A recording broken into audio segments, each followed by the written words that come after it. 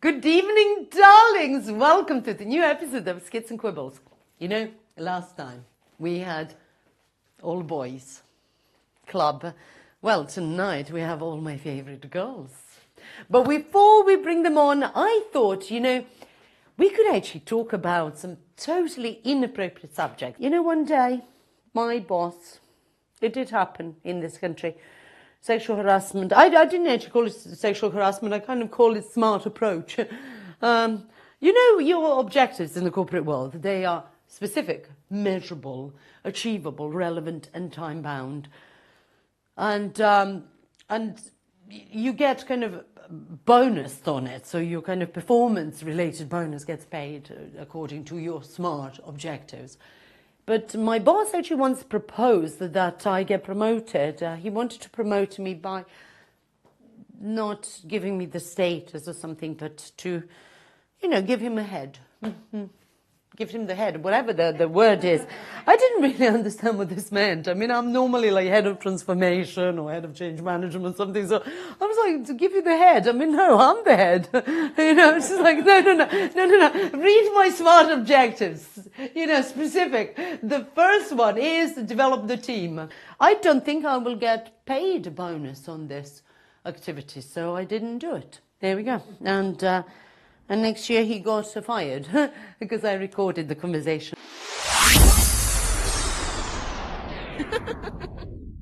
Darlings, are you ready for our first lady performer tonight? Her name is Alexis Coward.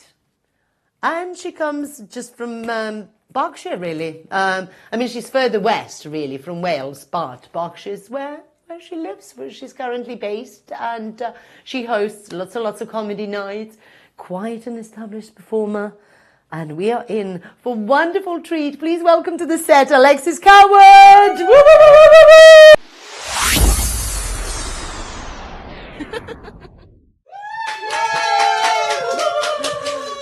Hi! Oh my gosh, it's so lovely to be here. As you can tell, I've come this evening dressed chin up for the Bridgerton audition I want. Chin down as the art supply teacher I'm much more likely to be. It's okay. I do know. I'm very excited to be here because, yeah, as Gordy said, I live in Berkshire. When I moved to Berkshire, I actually moved to Reading, so it's just nice not to be in Reading. I actually spent an embarrassingly long time living in Berkshire, calling it Berkshire, which is very embarrassing, but very true. Actually, when we moved to Reading from London, my husband said to me, "You'll have to get a new hairdresser now." I said, "I'm far more likely to leave you than Alan." I love Alan. I still go all the way into London to let him cut my hair. He did do this to me, though, I have to admit. I didn't ask for the haunted China doll. But that's what I got. That's fine. I don't mind. It's okay. Did anyone? I don't know if anyone has collected China dolls growing up. Yes, unfortunately, I did. I collected China dolls for far too long, an embarrassingly long amount of time. I actually stopped collecting them when I realised it's quite hard to get people to fuck you when you have a large collection of China dolls staring at them. It rather does put them off, actually. So what I've done now is I've packed them up and I've put them underneath the bed. So when they reach for their socks in the morning, it does hurry them up, it does. Oh dear. Yes, so I go all the way into London and let Alan cut my hair. He's a lovely man. I'm actually unusual for a comedian, I will tell you that, because I don't have ADHD. I know, it's weird, right? And they still let me do it. It's weird. But I do have all the disses. I have dyslexia, dyscalculia, dysgraphia, and dyspraxia. And the dyspraxia one is important to remember because it means I have no concept of space or time. I'm really clumsy. I have no idea where I am most of the time. And I tell you this because Alan is a gentleman. He always helps me on with my jacket after my haircut. And I was reaching for the sleeve. And I was trying to find the sleeve, desperately trying to find the sleeve. Where had the sleeve gone? And I found Alan. I very, very firmly found Alan. And we did the most British thing that I have ever done. He just went, oh. And then I apologized 17 times in person, 3 times on email, and once on a Yelp review. I went for a wax recently of the genitalia variety. And at the end, the technician held up one of those hairdresser mirrors and said, would you like to see? It's too late, isn't it? It's far too late. Unless she's running a side hustle on Merkins, what happens when I say I don't like it? I'll get the glue. It's far too late. I mean, naturally I said yes, didn't I? I looked into the mirror and I learnt something about myself. I learnt that I have a mole. I have a butthole mole. So I did what all good millennials would do. I Googled myself into a cancer diagnosis. And then I slipped away to see the doctor on my own without telling anyone that I love. And the problem with my GP is there are 2 doctors, and one is an older chap. And because I am neurodiverse, it does flash a warning before I come in the room on the computer screen, which should feel like progress, but really doesn't. And that means that we can't have any conversation that isn't held at the volume of a man ordering chips in Tenerife. And I didn't want to have the butthole conversation at that volume. So I made an appointment with the other doctor, who's very, very glamorous and very, very beautiful and very, very put together. And I realized as I sat opposite this wonderful woman, oh no, this is the mistake. Because I had to tell this beautiful woman, I have a butthole mole. She was very comforting. She was very nice. She said to me, don't worry, it definitely won't be the worst asshole I've seen today. And she was very nice. Why is it, if it's below the belt, there's always a medical student somewhere? There always is, isn't there? It's the rules. I don't know where they keep them. You don't see hide nor tail of them, and then the minute they hear the belt buckle, they bring them out. So anyway, the medical student had a little rummage. The doctor had a little rummage, and I joined in. And it's literally just a mole. It's just a mole. I went home, and I got home quite late. My husband said to me, oh, you're home late? Are you having an affair? I said, that's too much enthusiasm. No, I found a mole. And I didn't finish the sentence when he said, on your butthole? That's been there for ages. I'm actually my husband's second wife. Oh, I know. It's a bit like if you buy furniture on Facebook Marketplace and it says in like new condition. Or in his case, didn't learn the first time. My husband's the kind of person who listens to a lot of politics podcasts. Yeah, one of these ones. I listen to so much ambient politics in my life that I'm in danger of Rory Stewart becoming my internal narrator. If you're not sure who Rory Stewart is, he's the politician that looks like Mick Jagger if Mick Jagger went into politics but still did all the drugs. That's who Rory Stewart is. We're quite unusual. I'm quite unusual as well as a comedian, not just the ADHD, not having it, is that I'm a homeowner. I know, a millennial creative with a mortgage. How did it happen? Who let her have it? No one. I married a pharmacologist, that's what I did. I do recommend, go to the dark side. They have roofs.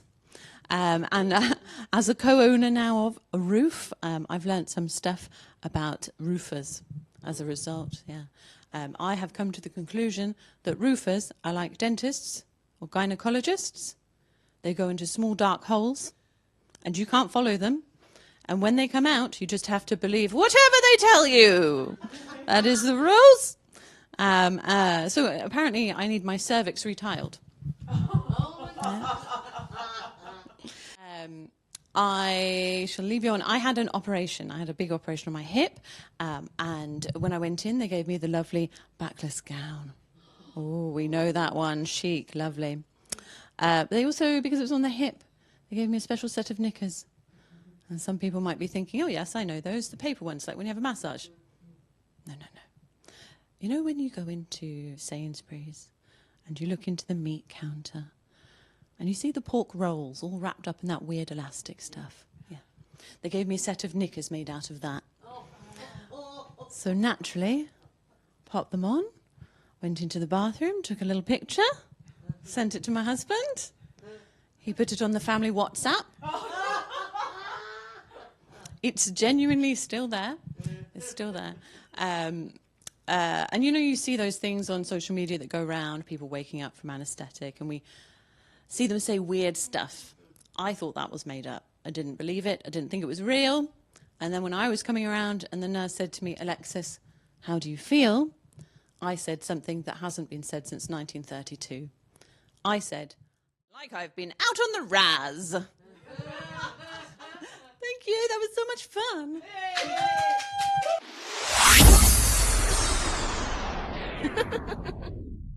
Now, on the way back, I think from one of the gigs, I don't know if it was Reading and stuff, we talked about getting married, being serious, being, we talked about touching Alan's. So are you a bit of a sexual harasser yourself, or did you? Do you know, the first time I did that joke, I also started the gig with a very, very lovely comedian who went to shake my hand, and I miscued, and I did accidentally. Oh, right. So you've and then got he told me I was making a habit of it. You are. No. Once is a mistake. Twice it's an intention. It's already a habit. You've got, yes. So I'll watch you when we're shaking hands at the end of this, I mean, do go for the top a bit. But now, what is it like? I mean, amazing. You've done like so many firsts. I think you're the first homeowner, a female or male, in this studio. I mean, apart from our executives and stuff, obviously, who have like houses all over the world, in every continent, at least 5. But you are the homeowner. You don't have ADHD. I don't. Seriously? How did you make it in comedy? I don't know. What do you talk about? Do you know what? That is a good question. Because actually you've got dyspraxia. You don't have dyslexia. Yes, I do. Okay, yes. that's fine. Yes. I really, I struggle with all the disses, but I don't have the ADHD. I do think it's a Venn diagram to some degree. Venn, I love Venn. I love Venn diagram. And I do think comedy particularly attracts people with slightly wonky brains, because we look at the world in a different way. And I think that's where some of the fun comes in. Yeah, we look at the world a bit like your dolls. Yes.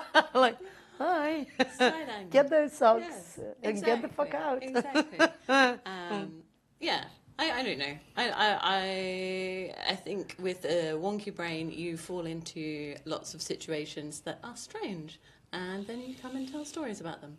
That's lovely. And then you find, actually, to your amazement, that there are other people who relate to that. Exactly. And how beautiful is that? And so comedy is really is not actually a mainstream thing for you. It's actually finding connection to those people that have a different way of thinking, really, and catering. That's beautifully said. I like that. You call it wonky brain. What does wonky mean? I don't know. I like looking at the world in a slightly odd way, or a different view. I think one of the things that really made me feel legitimised because when I was growing up, people just thought, people would say things about dyslexia maybe just not being able to spell, which is not correct. It's literally seen on a functional MRI. Your brain lights up differently because it's all wired together differently. That's right. the way I like to see it. Is that I'm not less, not more. I just have slightly different wiring. Yes. It's a bit wonky.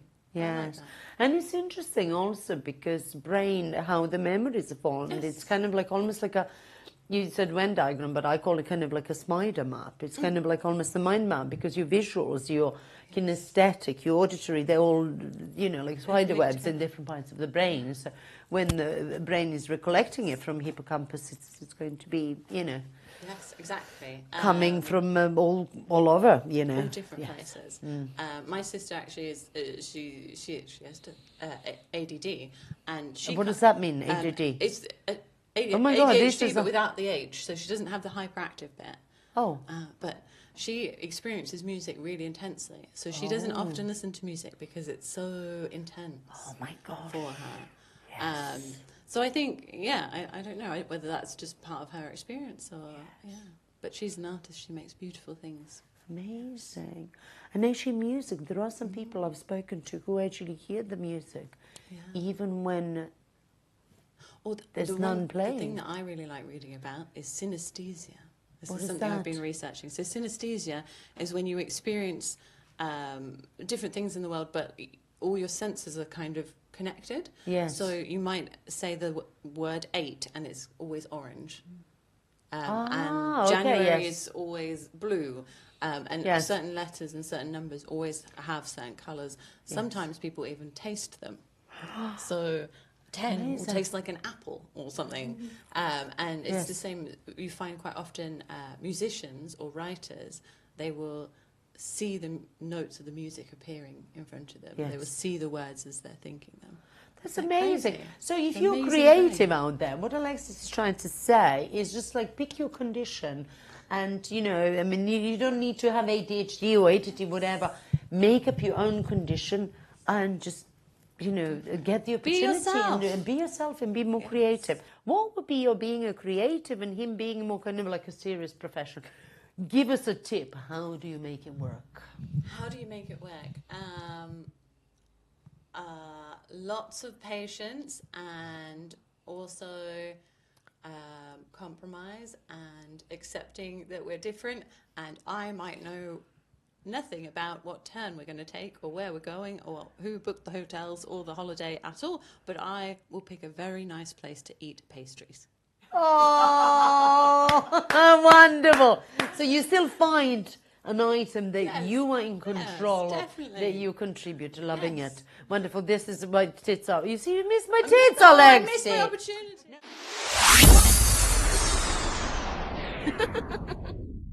Darlings, it's no patronizing term. I just, you know, it's kind of like a non-binary way to call you guys, like most efficiently. And then she spends half an hour explaining herself, which kind of defeats the points. But anyway, tonight I have one of my friends who I actually met during the comedy course. Yes, there is such a thing as formal comedy course. And our coach, we are the proteges, mentees of Logan Murray. We call him the master. Not in the kind of like Doctor Who, the master, you know, the baddie. But I mean, he does kind of get us to work with different statuses and work with the dark side. You have to work with the dark side. And low status and high status. And keep still and fiddle to lower your status. I mean, we do a lot of improv and all those kind of things. And I have a student of Logan's. It was the most fun group ever. Now, I know you may say, oh, well, every group is so fun. No. This was super exclusive group. Because today we have Sophie Sulehria. One of the most successful of Logan Murray's students. So let's talk to her. Sophie Sulehria! Yes!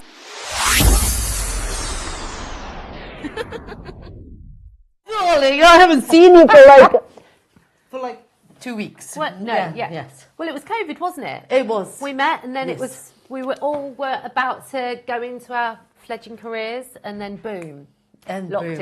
in. Locked in. Well, we were.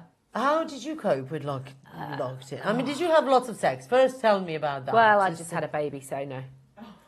So That's quite a good contraceptive. Did you have a it was- baby yeah, or not? Yeah, I was at home. Baby was 1, and actually we went into lockdown on his first birthday, and I loved it.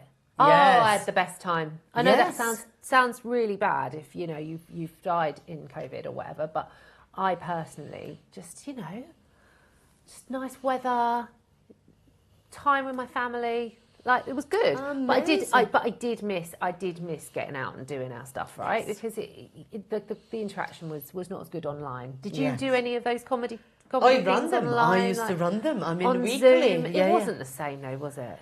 It wasn't, but it kept us going. You know, Yeah. it kept us writing. I think that's what's important. This is because it. I did a lot. Yes. I did a lot of that, and I did Yes. a lot of outreach, and Yes. yeah. And you kind of feel like it's not the same. You feel a little bit of a failure, but you would have felt more of a failure if you didn't carry it on. And I think that's so why you I used to did do it like as well. Exactly. And I used to do the writing stuff, and it gave me a bit of time out of work to sort of hone what I wanted to do and whatever. So yeah, no, that was fine. Yes. Post-COVID wasn't as good though, was it? Because then you had the second lockdown. But anyway, let's not go there. Yes, It's so depressing. So what you're saying is that you had the best of both worlds, and the hubby, you got to rebuild the relationship, both having the baby, because it's kind of negotiation, really. It's a power struggle, really. I mean, that was my experience. Yeah. After you have the baby who takes, who gets put on the pedestal. You forget that you are a man and a woman, that you are people in love, because there's this little creature wanting everything. Your third wheel. Yeah. Third wheel, yeah. Absolutely. It's like, hey, who do you think you are? We were there before you. So how did your hubby deal with that? Put it this way.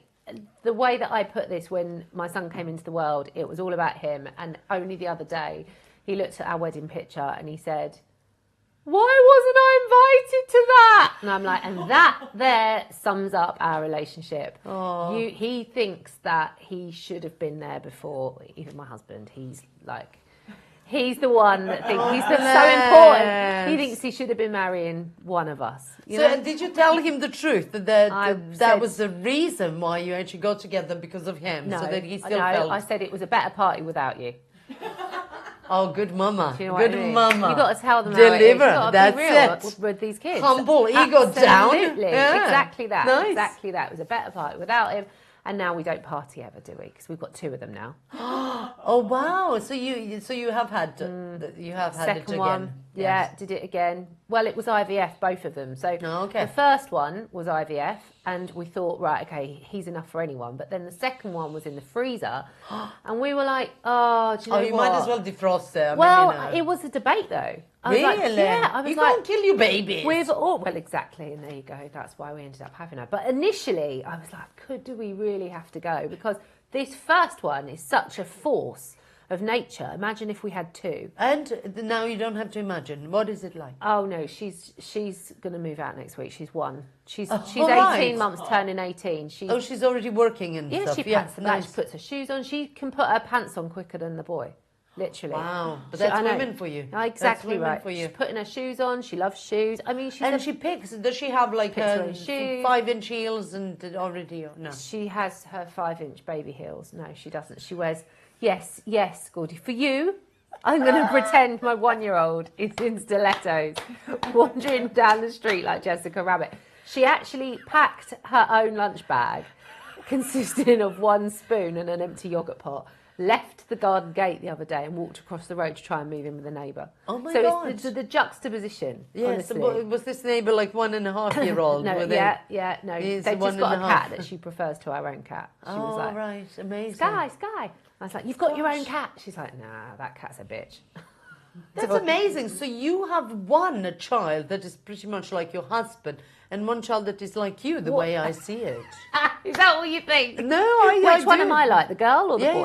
Yeah, totally. I think you are the girl. I think I'm the boy. I'm the high maintenance, loud, hilarious one, obviously. But then, it is special having kids, obviously. Yes. But when you have wanted children for as long as we have, which was what 7 years of IVF or whatever, like 10 years of trying or whatever, you do feel guilty then saying, oh shit, I envy that time. Because you spent all that time and money getting them. Then all of a sudden you're like, do you remember when we didn't? Yes. Do you remember we were sad about that? Because they're exhausting. It's not actually, I mean, I think politically, I think it's not incorrect to actually admit that you're a human being. It's exhausting. That you miss the time when you didn't have them. Yeah. I think that is humanly possible. And with the career that this is like, when we go out, I had to go work out of home and away for a couple of days last week, and couple of days the week before, and I got my 80-year-old dad texting me saying, what about the children? What are they going to do? Oh my God, nothing like dad to make you feel guilty.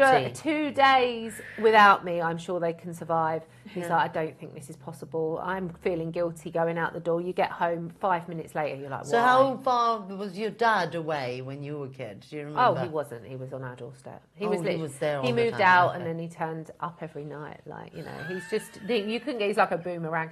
He was around a lot. He was around a lot, but like a boomerang. he's like, 80 Asian expects the woman to stay I love home, and that, I get yes. that. I get that. My kids love me, and he doesn't want me to be gone. But equally, you get a good gig, you go, don't you? That's the thing Of about course. our work. Yes. You take the work. That's where you right. And it's also happy mother. Yeah. Is the mother who's happy with, who doesn't actually make life through her husband or through her children, who has her own interests. Exactly. And stuff like that. Well, that's what we So tell let's ourselves. talk about that Yes, happy gig. please. What do you want to talk So about? work-life balance, I know Yeah. there's no such thing. No. So that's darlings, if you think work-life myth. balance, it's an oxymoron. Don't use the two in the same sentence. It is a myth. Done. It's a myth. What's the gig about? Tell us about that. It's so exciting. Okay, so after we met at the comedy course and then COVID, skip a few steps, I've always wanted to warm up audiences, right? Warm up so audiences, I yes. just loved that. Ever since I went to see Victoria Wood as a teenager with my mum. You did. The great and late Victoria Wood, I did.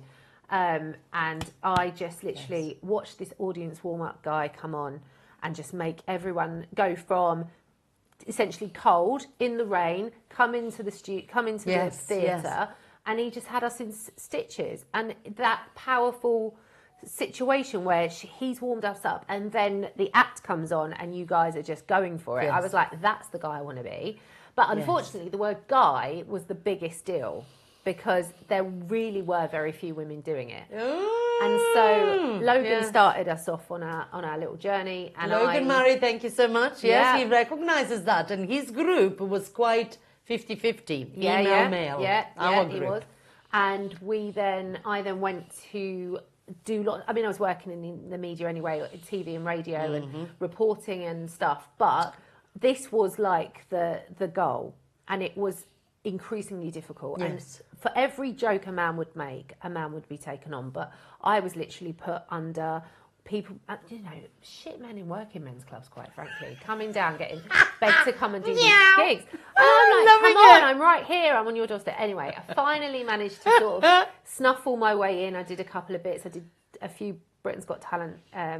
Warmed up Britain's Got Talent this year, which I absolutely loved. And I the studio for that is... Palladium. Oh, it's in Palladium. I know. My God, So Central I'm London. standing Okay, there nice. thinking, well, this is a difference, isn't it? Like, it was amazing. And then... you are a big deal. You are probably the most successful of Logan's students now when I'm thinking. It's not me, darlings. No. You're the I'm one like presenting 10th. this show, though, right? No, I'm 10th. You are like... But, it's just... It's still a hard work in progress. I get these amazing opportunities, and I've got another couple of exciting ones coming up. Because Britain's Got Talent is quite a varied audience when you look at it. It's actually a family-friendly show. Oh, so you'll have underage as well in there. That's the difference. It is a difference. Strictly, which I'm sorry to be jumping the gun a bit, but that's over 18. I mean, I've been involved in the show and also as audience, and also co-producing some of the bits. Not the main show, not like you, but the Britain's Got Talent is actually a family show when you think it's a parental guidance, I think, certificate, isn't it? Yeah, exactly. And this is it. Every audience is a different kind of experience. And what I need to know before I go on is exactly who are you catering to? What is the situation? I'm doing a pilot this Thursday with Dermot O'Leary, doing this talent contest thing, and it's a pilot. Nobody's ever done it before. So what I have to suss out who's going to be kind of there, tailor those jokes, tailor that music taste even. I love it. And it's the same like the Palladium. You can't see the faces, but if you're warming up, I was warming up Deal or No Deal the other day, and you can see the whites of the people's eyes, and you can see there's like. You could count the amount of people in it, because right? they're rolling their eyes. They're rolling their eyes, and I'm having literally like come brain back to me. tumours, like Come back to me.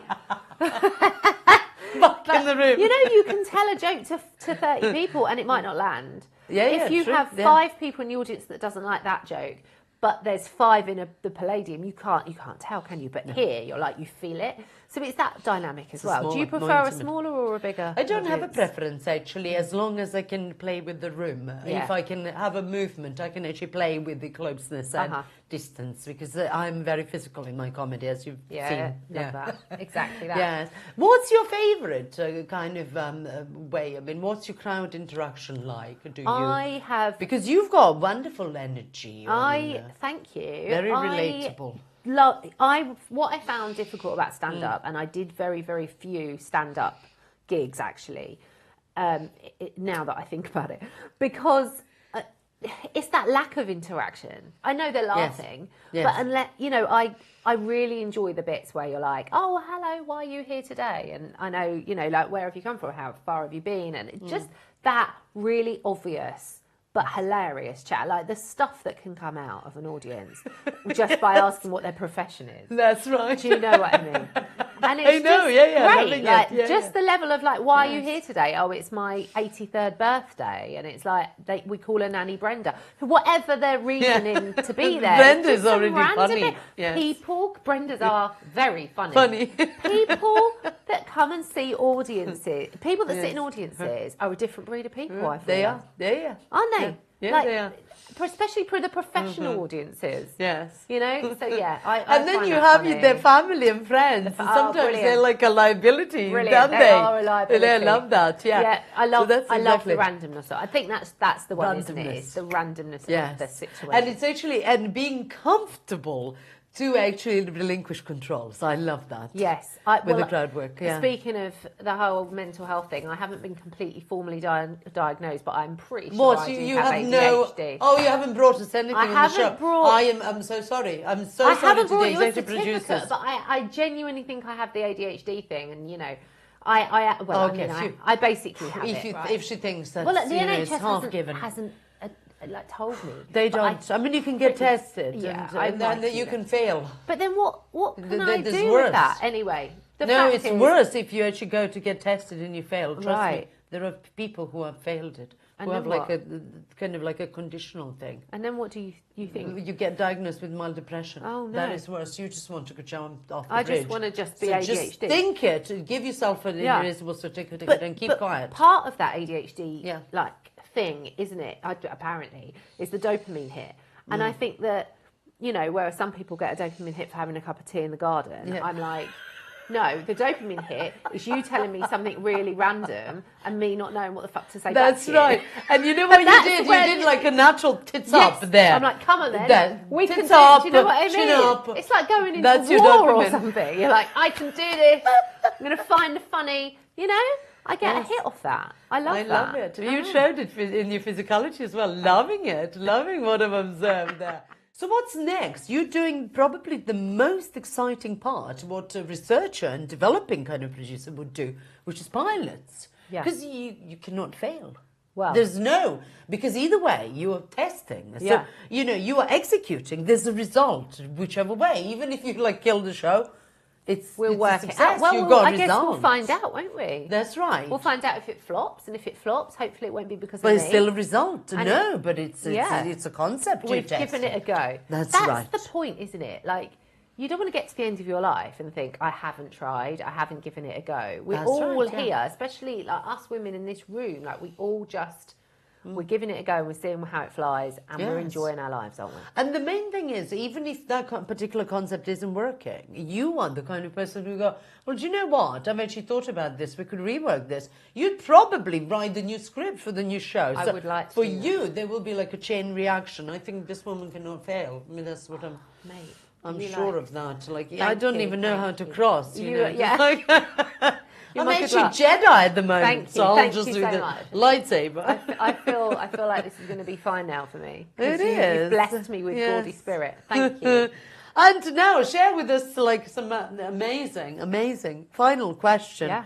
Amazing wisdom, because we went for dinner in this Indian restaurant only to find out that you have a little bit of like me. I'm from Indo-European tribes and so are you. Yeah. We're Indo-Europeans here. We like it. We like the diversity. Thank you. I'm glad that you're not We are the racist. faces of the... No, I'm not racist. I'm actually a different ethnicity. I just blonde in.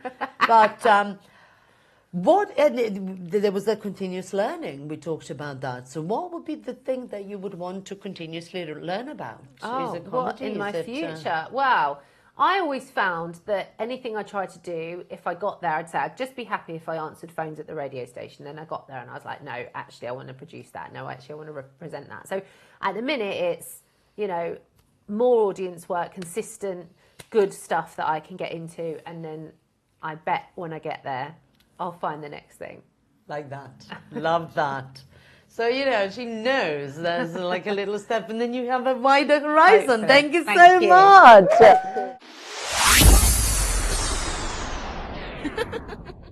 And darlings, our second celebrity guest for tonight. Yes, I know, booked three of them. One of them got stuck on M25. She's still going around. She'll make it by next week, so that's fine. But we have one of the subject matters, one of the top UK subject matter experts at relationships and dating. Her name is Sophie Personne. And if you think personne actually means nobody in French, well, it does, but she is very much somebody. And that's why we're having her. Please welcome to the set, Sophie Personne! Woo, woo, woo, woo, woo! So who is French? Who is Personne? Is that your mum, dad? Well, you say that. I did a DNA test a while back. Oh my God, that's so exciting. I didn't want to find out whether my parents were my parents, although, you know. But actually, the surprise of it all was that I'm 24% English from somewhere. I'm 17.8% Balkan. Amazing. I knew there was There a you big part go. in you. And the rest of it is kind of like Northern Europe, obviously. So, but that was quite interesting. Some francophone, maybe. Can't work out where it's come from.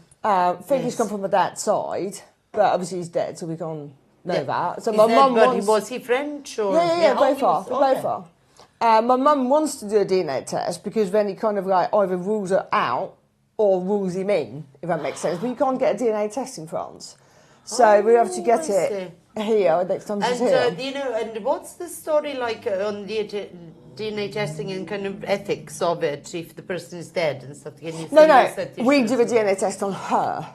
Ah, okay. So it's going to rule him out, as it were. Ah, okay, right. So You know, you can't just dig them up to like, you know, okay, just you can only do it on the live person. go inside their cheek or something.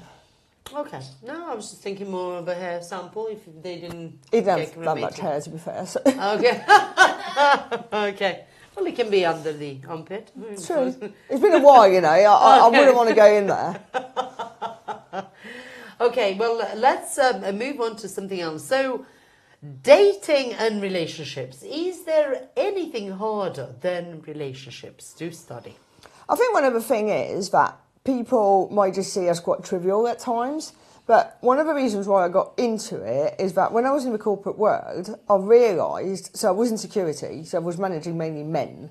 Oh, that's fun. That's fun, relationships, yeah. And so one of them was cheating on his wife, one's wife was cheating on him, one was dating, and either the date went well or not, his head was in his pants, or was depressed because it didn't go well, and then the head is not in the job, then they make mistakes, then you've got to sack them, replace them, so it just doesn't kind of work. Okay. So that's how I kind of started without realising, because people can say all they like, you leave it at the front door when you walk through the office, they're done. If you've had an argument with your husband or your wife the night before, you bring it in. You're done. It's true, yes.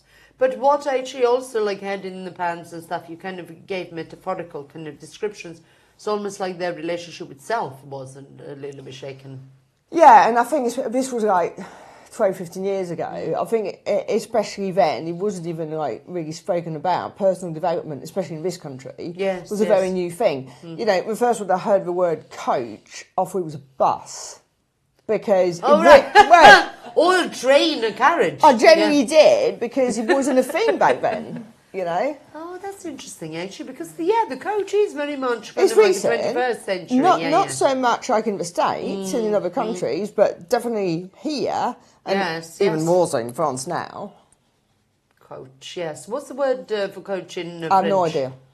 I think we actually use the word coach. Okay. I actually, so with the result of the election a couple of 2 days ago, I actually heard on French TV, because I put the French channel on just to find out a bit more, and they used the word ad hoc. Ad hoc, like a random. For the same purpose. At least it was a silent H, yes. Yeah.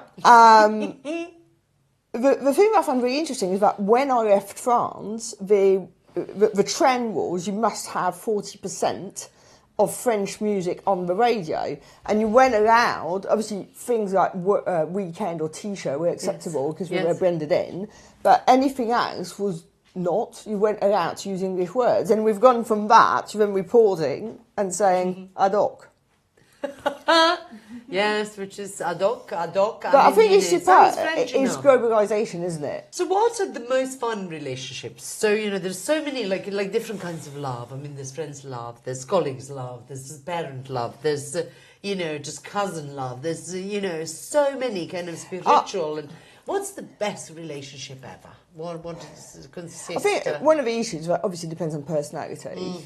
So everybody would have a different answer to that. Personally, I'd say cats. That surprised me. No, you surprised me now. Okay, so what is special about relationship with cats? So what, they're independent? You'd argue that a cat is supposed to be independent and fierce and all the rest of it. I seem to just attract weirdos that turn into divas. I'm more like a dog than a cat. Have arguments with, and. Yeah, but at the same time, I've got the power of the fork, which means that they've got to be nice to me to get Felix. Oh, that's interesting. Yes. Yeah. I like that. The relationship with them, the treat pot, he can't open himself. Oh, so I actually don't feel bad now showing, I have 2 watches. One of them is a quartz operated, so it's actually, the other Sophie asked me about it, and this is my living thing. Quartz crystal is actually, crystals are living things.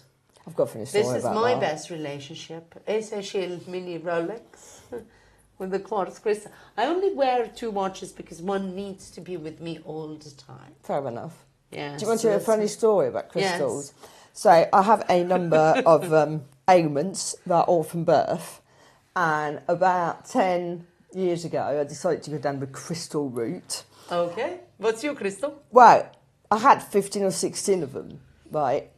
Really, I needed like mountain size for it to do anything, but the funny thing about it is that they say you need to keep them close to your skin, so I used to wear them in my bra, and it was known as the rockery. Unfortunately, every now and again, you're talking to someone and one would fall out and land on the floor. And obviously, I paid for this crystals, so I don't want them to just fall on the floor. I'm going to pick it up. But it was the look, especially on men's faces, like, where the fuck has that come from? And I'm like, you don't want to know, but I'll just pick it up for now. So, yeah. 15. Crystals are... What's the story? 15 crystals in the bra. It was like, you've got another active bladder, use that one. You've got this, just use that one. And as I said... I was just thinking it's like a push-up bra. You have it ended up being that, but obviously the weight of it also made the bra become a bit too loose, which is what we found out. Loving it. So what is, in terms of relationships, what are you working on right now? What is your kind of... relationship focus right now? So my relationship focus right now is pretty much myself, because a couple of months ago I've unrelated, but after someone who's a very close friend of mine and sat pretty close to me, to be fair. Oh my God. Yeah. Asked me Did he invade your space? No, she asked me to help out for a weekend, which kind of meant working 15-hour days to help her out. And after that sounded like me. I don't know. Yeah, I don't know why. Either way, unrelated to this, because obviously it'd been building up for a while, I had a bit of burnout. Oh my gosh, So the idea now is actually to... I'm nearly there, but you don't want to rush back in too quickly and then crash again. Yeah. So for me to do better for people, I have to take a step back, but I look at it as a bow you don't just like throw the arrow, do you? You've got to throw it back first before you can land it. It's kind of like a contra body movement. You take the kind of spin in the other direction to be able to deliver the right, yes. Yeah. And but I mean, fancy that friend, you know, who told you suffered burnout, you need to kind of break into gently, let's do 15-hour days, yeah. That sounds like me. Well, serious. I know. But to be fair, it was good fun. Yes, apart from exhausting, but it was a different experience. Yeah, we did actually. It was in Southampton. We did Britannia Open titles. She got to interview Marcus Hilton, MBE. One of the top people in the and the thing that was quite really interesting as well is that when you roped me in, you know, talk about sexual assault earlier, weren't you? It happens when you work in the male dominated and you kind of like, you know, rope people in some way, don't you? Either way, you were throwing all these celebrity names out as if I'm supposed to know them. I had to Google every single one of them. I didn't have a clue. But you did a brilliant interview. Actually, his PA asked me to have a copy of that, and we will actually put that in the documentary. So Sophie will be appearing in the separate episode. She did a wonderful interview, and Tony Dockman, and we've got Bianca Schreiber, Carmen Mincel. So we've got some amazing world champion dancers, and you did really, really well. Thank you. You did actually say there's something that kind of drew attention to that relationship itself.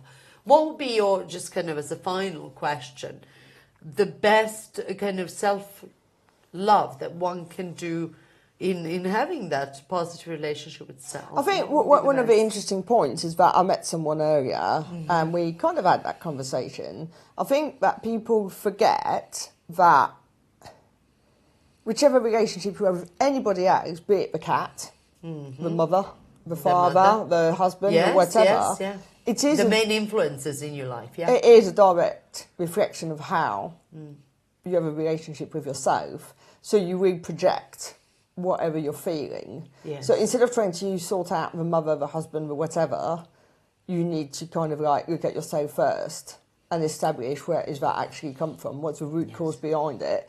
Is it a symptom of something deeper, or is it actually the problem? Yes. But a lot of people don't want to stop and self-reflect. COVID forced them to do that. A lot of people didn't want to do that and did the ostrich and buried their head in the sand. Yes, but self-awareness, the best way to handle life is to be self-aware and know yourself. Because if you don't, or if you ignore it, you will make wrong decisions as well. Yes, no, that's very, very fabulous. So actually being comfortable, being uncomfortable. Being comfortable being you and embracing your own flaws, because we all have them. Yeah, we all have them. Wonderful. I like that. Just accept them and take them for a ride. It's always nice. Exactly. Get them out sometimes. Wonderful. Sophie Personne, everybody. Thank you so much. Excellent.